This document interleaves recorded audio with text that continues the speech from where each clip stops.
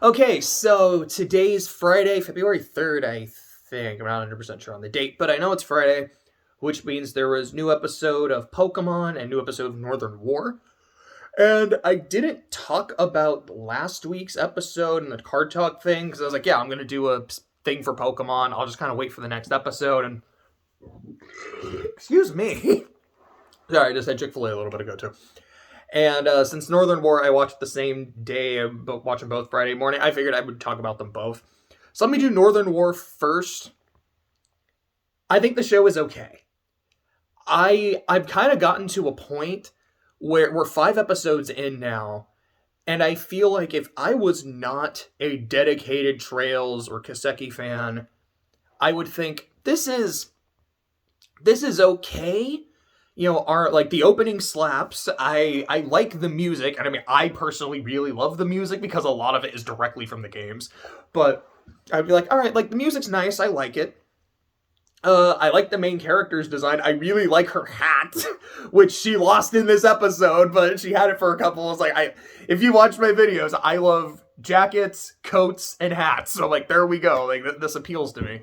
But I'm like, it's okay. Like, there's moments where you can tell, like, it's trying to be funny, and it's not, like, horribly unfunny. It's just not really making me laugh. And, I mean, the characters are okay, but I'm not super... I'm kind of invested in the main character. I'm not super invested in the rest of the cast, and it seems like there's an interesting kind of plot brewing, but it's a little slow, especially for a one-core anime, and I mean, it's okay. I might have dropped it, but I am a Trails fan. So, like, episode 4 was, again, I thought it was a thoroughly okay episode, but the first 5 minutes is just, like, full of cameos. I'm like, oh shit, it's Ash!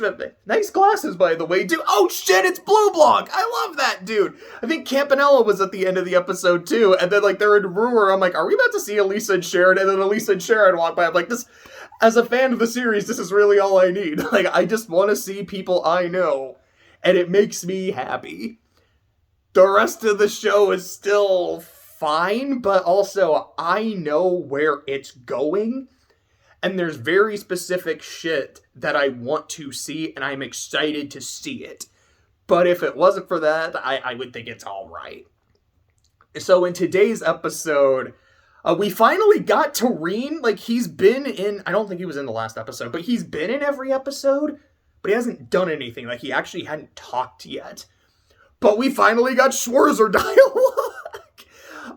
We got a few cameos, you know, I mean, so we got, I forgot Aurelia's name, it's Aurelia, but, like, as I was thinking about it, I was like, fuck, what's her name? But we saw Aurelia and Bardius, we saw Lecter for a bit, Rufus again, I think we've seen Lecter in other episodes. Reen and Altina were actually part of the plot of the episode.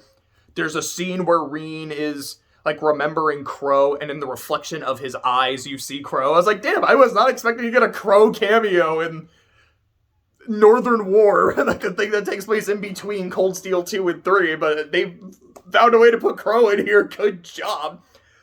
I was kind of a little surprised that when he's talking about Lavi being, she's like 15, and she also dual wields knives. I mean, Fee's weapons are like gun knives, gun swords. But it's like, oh yeah, she's about the same age, same build, lives as a Jaeger and shit. I was kind of expecting a quick, like, yeah, like, you really remind me, especially because he's like, yeah, I can tell she's a Jaeger. And she's like, oh, really? How can you tell? I kind of expected him to, like, briefly mention Fee as well. Like, oh yeah, I know somebody like that. I also know someone who was from Northumbria, from the Northern Jaegers, my fucking teacher. So I put 2 and 2 together, I can kind of tell what's going on. Which they don't do, and I'm not like, oh man, I can't believe they missed that reference or anything, but I was like, I was hoping for it. I mean, that's what I really enjoyed the show for. It's kind of fucked as that is to say. There were 2 things in the episode that really made me laugh. The first is, like, they leave so they just left Legram, and I'm like, we missed a Laura cameo, man. And then one of the, I don't know her name, I think it's like Rinslet or some shit. I might be completely off. but the other girl in the main party brings out a couple souvenirs, and there's 2 figures. I didn't catch what the other one was, but one was like a tiny action figure of Aryan Road, and I laughed really hard seeing that little action figure, which makes perfect sense that would be a souvenir they sell in Legram. It's not laughing. I'm like, oh, that's so ridiculous. Like, that's dumb. Like, no, that makes sense. It's just, I recognize that character, and the fact that there are action figures over, it's something that just kind of made me giggle. Like, here's one of the baddest people in the entire world. Also, here's her bite-sized action figure.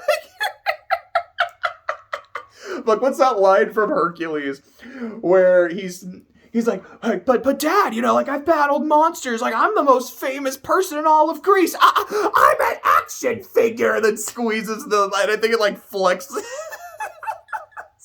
I can't help but think of shit like that. I thought that was, like, to me, it was funny. The other is Reen and Lavi meet, and I hope she doesn't develop a crush on him. Reen's harem is big enough as it is. But they're kind of vibing for a bit, and Reen's like, yeah, let's just take a second.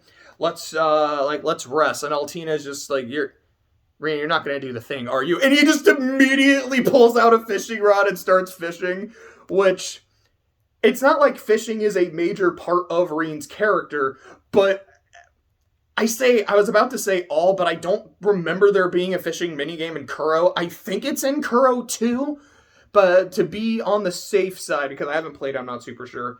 With the exception of Van, the other 3 major Kiseki protagonists, I mean, I guess technically Kevin, because he's the protagonist of one game, but there's no fishing in the third, at least not that I remember.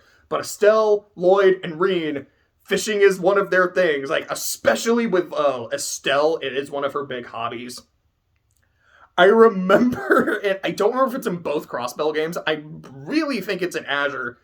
Whenever you start, like, you cast a line, Lloyd sometimes has some really fucking funny lines whenever he's about, what was it? I think one of them, he made like an 8 Leaves reference. It's like the 1 lure, 2, 8 blade style, some shit, and it made me laugh really hard. So it's like, alright, we've got a Kiseki protagonist, and they immediately bust out the fishing rod, like in their first episode doing shit. To me, that is hysterical. I love that. If I wasn't a Trails fan, I probably would have been like, oh, okay, I guess fishing's a major part of his character or something, sure. But I did get to see Valimar. At the end of the episode, I got to see Big V. I squeed like a little girl. I fucking love Valimar. I love seeing him do cool shit. However, it is important to say that with the exception of Reverie, I've played all of Reen's games dubbed.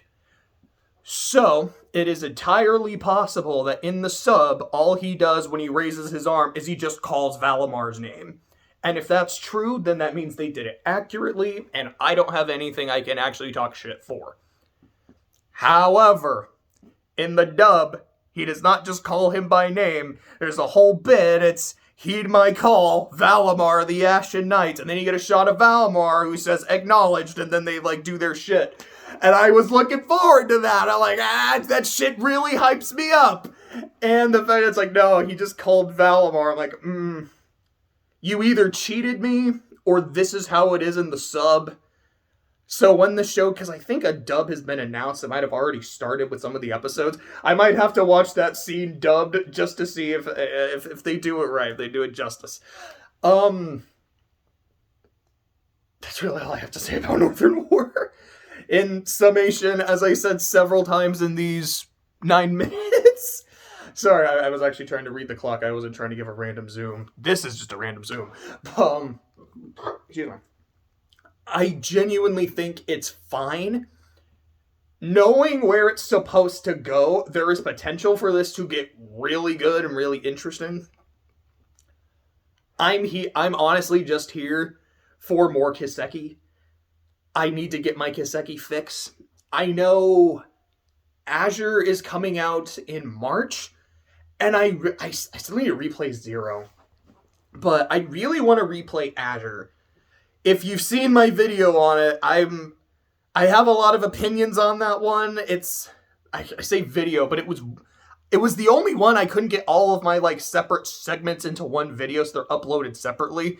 It's kind of a janky piece of shit, and I am sorry about that.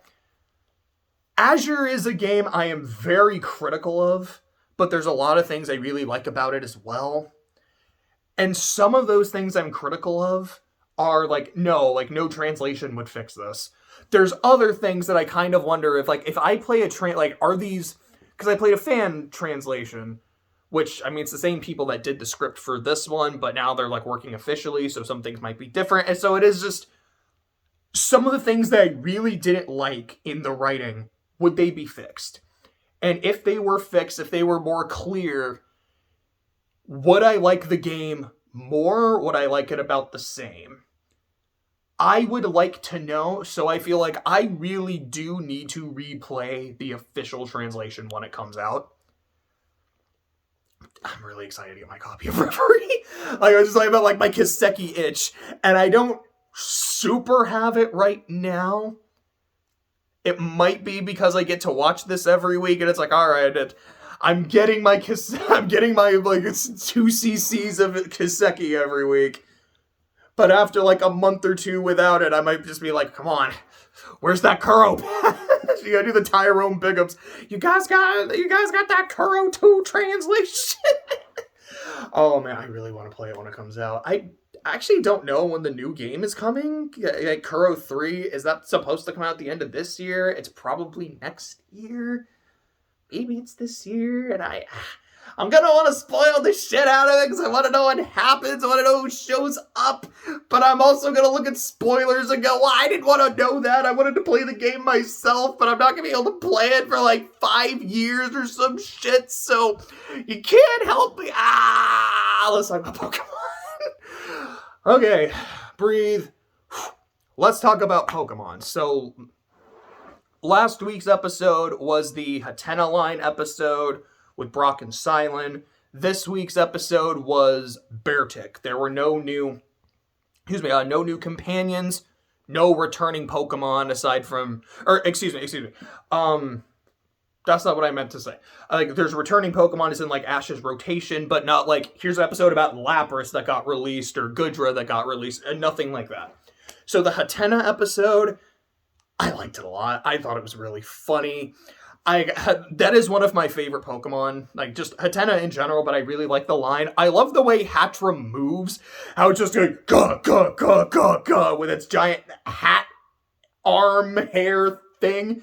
Was really, I thought those scenes were really funny. Hatterene just being an awful person and putting everyone in a genjutsu was really funny.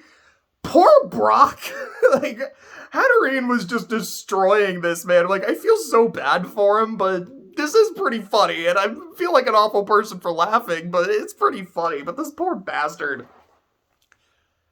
I really, really wanted Ash to catch Hatena because it's a Pokemon I really like. They have a bit of a bond, and by the end of the episode, I didn't get that sense of like, well, the Hatterene, Hatstrom, and Hatena are like a really close family, and if you catch one, you're breaking up the family. It just kind of seemed like they are aware of each other, they live in the same place, but Hatena's like, yeah, this person's a piece of shit, I'm gonna help you. So, I think a catch could have worked. I'm not mad that he didn't, I'm just a little upset. Brock joined the party full on afterwards, Silent did not. So unfortunately, we are not going to get just a giant revolving cast where everyone is here. Maybe in the finale, which I have no idea what it's going to be about. I don't think there's been like a title or anything. But possibly in the final episode, it'll be like a big party or celebration or something, and all of the companions will be there again. But that's pretty much that episode. If I remember correctly, Ash didn't use any of his returning Pokemon aside from Pikachu. I don't think anyone else came out of the ball aside from like Psyduck and Brock Steelix, but again, those aren't Ash's. So moving on to today's episode, this was the Beartic episode. This, sorry, I just kind of realized like I'm adjusting my position. I'm like, all right, now I gotta talk about it. No, I'm just getting comfortable. This episode is the closest I would say to just feeling like filler. Because, all right, no returning companions. We're not getting closure with an old let go Pokemon.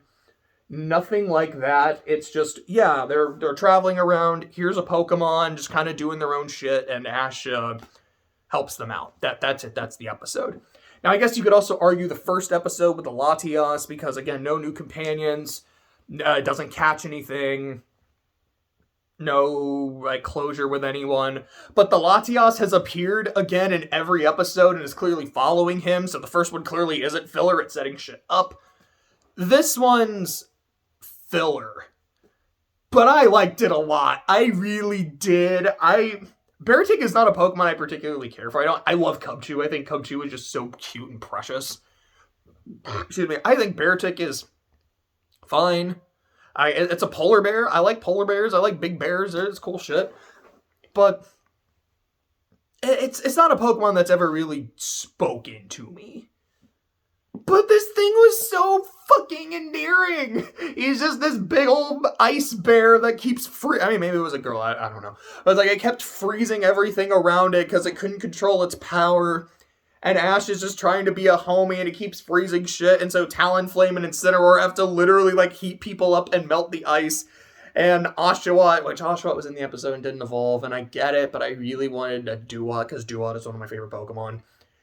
And he's like, hey, dude, it's like, hey, Beartic, I've got my shell. Maybe what you need is to, like, control your ice and have something you use as, like, a focus. So why don't you make an ice shell? And by the end of the episode, it does. And then the other Pokemon that live in the Arctic, like Bellsprout, Sherdog. I mean, I don't think it was supposed to be like an Arctic place. I think it was just the Beartic was making things cold, and it kind of was fucking with the ecosystem. I watched it without subs because the subs were just really bad and like rarely appearing on the screen. It was really shitty. So I don't really know like a lot of the nuances of the episode. But like then the Beartic starts making little ice shells for all of them, and then the climax of him, making giant ice crystals jutting out of the wall and then jumping onto one and doing another one. I was like, bro, this is the climax of the Entei movie. And the Entei movie is great. I really like this episode. Like, I kind of want Ash to catch this. He's not gonna, because he's probably not going to catch anything but the Latias at the end, or maybe, like, some of his old Pokemon could rejoin, depending on the context of their story, but could he catch it? Like, this feels like a Pokemon he would catch. They have, like, a nice little bond. He helps it out with some shit. And then it decides, I want to keep traveling with you. And that part just doesn't happen. But I enjoyed it. Thought it was a good episode. So, looking ahead. Oh, this episode also didn't have Team Rocket. Which, I guess is not inherently a good or a bad thing. I fucking love Team Rocket. I'm always happy when they show up. But I don't think they were needed here because I just really liked what was going on with Ash and the Beartic. But we got another Latias sighting. She has been in every episode.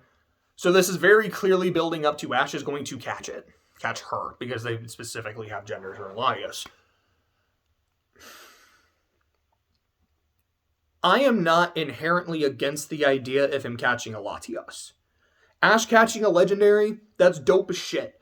And for that to be kind of the cap on his adventure, because like this, what this show is about this is what it means to be a Pokemon master. And to Ash Ketchum, I don't know if I said this in another video, but if not, here it is. What that means to Ash Ketchum is befriending Pokemon and helping them be, I don't want to say better people, because they're not people, they're not human, but I think you know what I mean. Like, to be better versions of themselves. And through positive reinforcement, through encouragement, tough love if necessary, but generally just through being a good, supportive, encouraging friend. And I really like that. And the Latias just kind of following him and seeing how he reacts to different Pokemon. Probably going to end with her saying, like, all right, like, I trust you, you're cool, you can catch me. Catching a legendary doth not a master make. Otherwise, Go would be a Pokemon master, and I don't think anyone would argue that he is. But I feel like to Ash, that's kind of going to cap it off. It's like, which I mean, he's already caught a legendary. He's caught a a mythical in Melmetal, and an Ultra Beast in Magnetal. So he kind of already has that, but just showing it's like, dude, like, you are the strongest trainer in the world. Like, you won the chip. You've caught a legendary on top of some of the other ones you own. And you can just make friends with any Pokemon you meet. Get a good vibe on them. Like, you met that Hatterene that was a complete asshole, and you got her to calm down. Like, you didn't really have to fight her. I think that's important, too. It's being able to make those bonds with Pokemon without needing to, like, subjugate them or, battle them. It's by just being yourself. And I really like that vibe. I would rather Ash catch Ho-Oh as his legendary. Not because Ho-Oh is my favorite legendary. It's not. Like, I think my favorite legendary is Victini, which technically a mythical, but I don't care. To me, like, Ultra Beast, legendary, mythical, you're all in kind of the same big bag of super cool rare Pokemon that there's generally only one of you per game, unless, there's like the raids and Sword and Shield kind of shit, but I think you know what I mean. If he get any one of them, I want it to be Ho-Oh, because that's the end of the first episode. Is the end of his journey with all the Spearow and shit, and he and Pikachu decide to be homies. There's the big golden Ho-Oh, which means it was a shiny Ho-Oh, because that's not what Ho-Oh normally looks like. And in the fucking movie, like the movie that was it like the 20th anniversary? I don't remember. But the Pokemon I Choose You, which I don't like. There's things about it I do like, and there's things about it that I think are kind of mid, and there were some things I thought were fucking ass, and overall, I'm like, I dislike this movie more than I like it. But I liked the emphasis on Ho-Oh because of, it was in the first episode, and to me, that is iconic to me. As someone who grew up in the late 90s, as someone who was there during the early Pokemon craze, that shot of that golden Ho-Oh flying by the rainbow is iconic and seared into my fucking brain. I associate this Pokemon with Ash Ketchum. I do with Lugia as well because of the second movie. Most other legendaries, I don't. I fucking love Mewtwo. Like, if Ash caught Mewtwo, that'd be sick as hell. Like, don't get me wrong. But it's not the bookend to his journey that catching that Ho-Oh would be. Same with Victini, my favorite. Not the same thing. Arceus catching God. Like, okay, I mean, you're a Pokemon master if you catch God, but I think you get what I've said that a lot. You can probably take a shot for that. But you get what I mean. Like, Ho-Oh to me is something special because of that first episode, and it is a beautiful, perfect bookend. Latios, cool legendary. Like, I do like her. I like what they're going for here. And I will say, if it turns out this is the Latios from Heroes, which would be bonkers if it actually was, but if they're like, okay, it is specifically the Latios from the 5th movie? Yeah, that is the 5th movie, because it's Mewtwo, Lugia, Entei, Celebi, Latios, and Latios. Because Mewtwo Returns is not technically a movie, it's a television special, so it doesn't count. Anyways, point. If that is the same Latios, I can accept that. Because Heroes is really good. I actually really like that movie. I love his relationship with Latios. It's fucking great and fantastic. I know when we watched, because Clay and I watched through all of them, I think he said Heroes is his favorite. If not, it was second only to Entei. Mewtwo will always be my favorite. I think Entei is probably the better movie, because it's like a fucking Silent Hill movie. Like, this movie's fantastic. I think it's so good. I adore it. But Mewtwo will always be my favorite. But Heroes was in my top 5. It might have actually been number 3. I don't remember my order off the top of my head. Anyways, point. If it's Latios from the movie, that's really fucking cool. If it's a random-ass Latios, I would have much rather it have been Ho-Oh, but it's still cool. Next week's episode is the Squirtle Squad. And we've seen in the trailers that, yes, Bulbasaur and Charizard are gonna be in the party for this. And I'm like, that one, like, that is an episode that could make me cry. Like, I won't lie. I don't know what it's gonna be about. I don't know if it's gonna be, like, written to be super funny, super emotional, super badass, any combination of them. But again, like I said, as someone who grew up in the late 90s and in the Pokemon craze and watching the show, that is the OG squad. Ash, Misty, Brock, Pikachu, Bulbasaur, Squirtle, and Charizard. That is amazing. I am so fucking excited to see that crew. And if his other Pokemon, because he's always had 5 in these episodes, it's Pikachu and 4 others. If it's Pikachu, Bulbasaur, Charizard, so that's 3. If somehow one of the other 2 is Pidgeot, who we got off screen, but Pidgeot is back, that might make me cry. Like, oh, my baby's back. Oh, man. It would also save them from having to do a Pidgeot episode, but I would also be like, oh, why the fuck didn't you? Why did we not get a Pidgeot themed episode where he gets his Pokemon back? Because they always said, I will come back for you, and they never fucking did. But if he did it off screen, I'd be cheated to not have seen the reunion, but I'd also be really fucking happy to see him get Pidgeot back, and it'd be like, we got the whole S squad. Oh, this episode could be great. I am not actually expecting Pidgeot. If Pidgeot is not in there, I'm not going to say this episode is trash. But I might think it. But I'm just happy to see that fucking squad back. Ah, that excites me. Let me actually take a breath. Like, I got really hyped. When it comes to the other companions, because as we saw with Silent, it's not going to be, here's everyone in one giant party. I'm wondering if we are going to see every companion in Aim to Be a Master, or just the ones that didn't get the spotlight in Journeys. Because we got Iris. Iris got an episode, and then was part of the Masters 8. Serena was in an episode, and then she got to hang out with Ash for, like 2 seconds, but they still saw each other. Excuse me. Bonnie and Clement had like a little mini arc. It was only a few episodes, but they got something. But Misty and Brock did not actually get spotlight. And then Dawn, Dawn definitely got some shit too. She was actually there at the tournament. Like, I shout out to Dawn being like the number 1 homie. I mean, yeah, Chloe was there too, but she's a companion of the arc. She's going to be at the tournament. You don't get extra brownie points for that. Looks at Go, who wasn't there. I get it. He had his own shit, but Dawn was not one of the companions of the arc, and she still was like, I'm going to be there in person to watch my boy. Iris, who was literally a competitor at the tournament after she got eliminated, did not stick around to watch my boy become champion. Or maybe she didn't, and I just don't remember seeing her there, but I remember Chloe and Dawn next to each other. I'm like, you are a fucking homie for that, Dawn. All of my respect. That's dope as fuck. Anyways, point.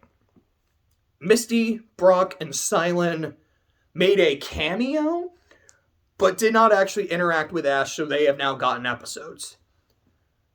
May and Max also had that cameo at the end, but didn't actually get episodes. So I would assume there's going to be a May and Max episode. But Bonnie and Clement, who did, I don't know if we'll see them here. Serena, who did, I don't know if we'll see her here.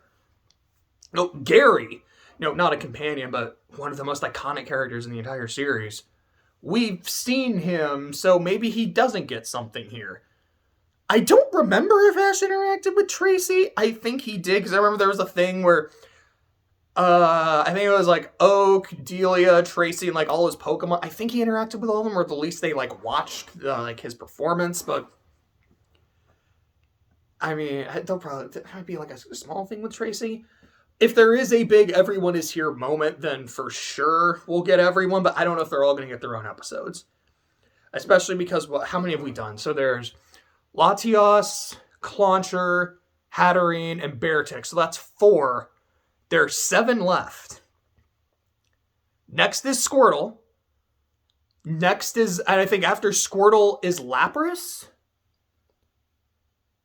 Or it might go Squirtle, something else, and then Lapras. But we also, because like there's a lot of other Pokemon to juggle.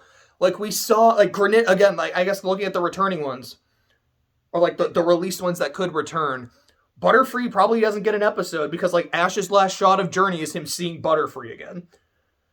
Who he probably did not recatch, and he probably also didn't like catch the pink one.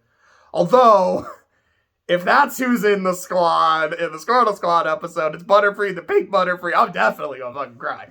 Like, let me just say that shit right there. Like, when Butterfree showed up in that flashback during the Leon fight, I had to hold back tears. That almost got me. It was so fucking close, man. But because we also see on, like, the graphic, because the graphic is, like, Ash, Misty, and Brock. I think Team Rocket's on there, and then all of Ash's Pokemon.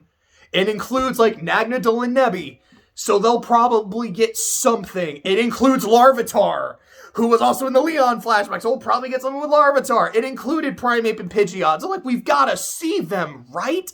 It had Goodra, it had Lapras, and Lapras is confirmed getting an episode. Squirtle Squad is confirmed an episode. Are we going to have all of them? And if so it's like, are they all getting individual episodes? Are some of them going to be, like, combined? Like, oh yeah, he just has Pidgeot with him now, so we don't get to see them get reunited, but this is the Primeape-focused episode where he gets Primeape back or something. Like, I don't know. I also don't know if he would recatch any of them. It's like, Primeape wasn't released, but it's not really his anymore, but Pidgeot, he said, I will come back for you, so, like, that one he has to recatch. Lapras, I don't think he would recatch, because he's run into Lapras again, and they're good where they're at. Goodra? I actually really watched X and Y, so I can't super say that Goodra's circumstances. And even after releasing Goodra, he was still like, yo, Goodra, can you help me in the league? And Goodra said, I don't know, Goodra's anime cry. I don't know if it is just like, Goodra, or if it's more just like because Charizard doesn't say his name, he just kind of growls. So I don't know if it's a situation like that. But anyways, Goodra said bet and joined the fucking team. Squirtle in the Squirtle Squad is like, yo, Squirtle, can you help me with some shit? Squirtle goes, fucking bet, and then also says Squirtle squirt and puts on his fucking communist shades. I don't know if everyone is going to be getting episodes, if some of them are going to be combined, if they're getting recaught. He probably would not catch Larvitar, who at this point might be an evolved Tyranitar. It might just be like, oh, it's you! I'm so happy to see you! And like they hug and everything, but really want him to catch it. And then there's like Haunter, who is not in the graphic. So and he wasn't in the flashback, so we're probably not going to see Haunter. But I really want that. I really wanted Sabrina in Journeys because she's my favorite gym leader. And her anime shit is iconic to me. Like, I remember that. That arc was awesome. It was creepy as fuck, and I loved it as a kid. I want to, like, get closure on that. I've always wanted that, man. There is not a lot of time for all of these returning Mons and all of these returning friends. I don't know what they're gonna do. And it's why I look at something like the Beartick episode, I'm like, we didn't do any of his old released Pokemon. None of his companions. This is filler. No. But I'm also like, this reinforces the theme of these 11 episodes. What it means to be a Pokemon master. And you see Ash in his element. And it's good. And I really liked it. I think I'm done rambling incoherently about Kiseki and Pokemon. Ultimately, two very different vibes. Or like with Northern War, I'm like, yeah, I really, like, I know where it's going, and I'm excited to see that, but this is just kind of okay overall. Whereas with Pokemon, I'm like, I don't know where we're headed. I am so excited to get there, though, because I am enjoying the ride. And, the finale. I think the finale is supposed to air in March. I'm nervous for it, man. And not in the sense that I'm like, dude, it's probably going to be bad. It's probably going to suck. But just like, this is... And I keep saying it, this is something I grew up with. Even when I wasn't actively watching the show, every week, I still would check Bulbapedia and be like, all right, what happened in this episode? Did they catch a new Pokemon? Like, what's my boy's progress in this leg of his adventure? I always had to know and stay on top of that shit. And to see it come to an end, that kind of hurts. But I'm looking forward to it. I want the finale to have me weep. I want to see this, whatever they do with it, and just bawl my fucking eyes out. And go, okay.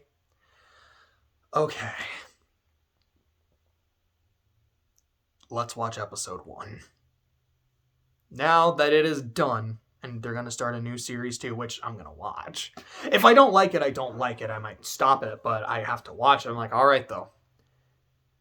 The 27? 27! 27-year adventure of Ash Ketchum has come to an end.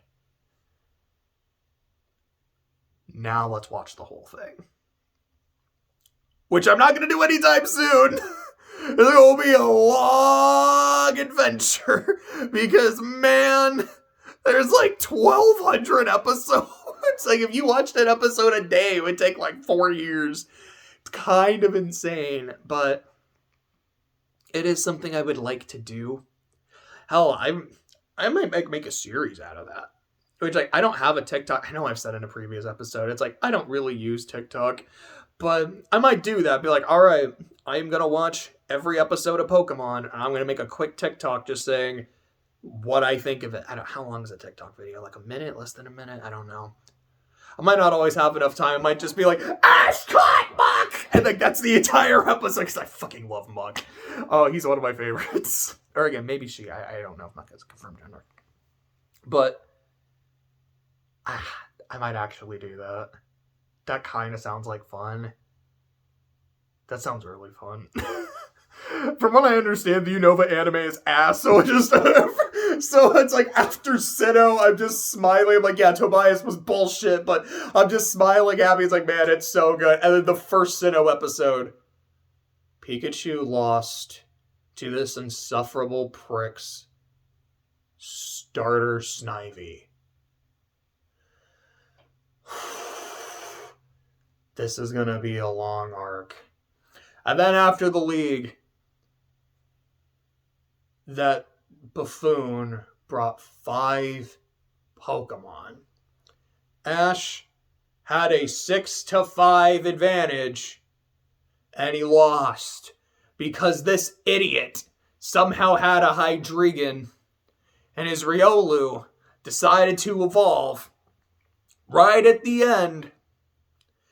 So it resisted all of Snivy's shit, and it resisted half of Pikachu's shit, but okay, that's fair, I suppose. And he didn't fucking bring Crocodile to this fight, even though Crocodile, carries and shit, just, okay. This is shit, this is bullshit. I have a feeling that, man, the Unova reviews are gonna be just me getting more progressively annoyed. But again, I could like it. I know I've seen the Bouffalon episode. It was so stupid. I loved it. But, yeah, I know I said this 8 minutes ago or so. It's that's all I gotta say. But now it is actually all I gotta say. I'm really looking forward to the next few episodes, man.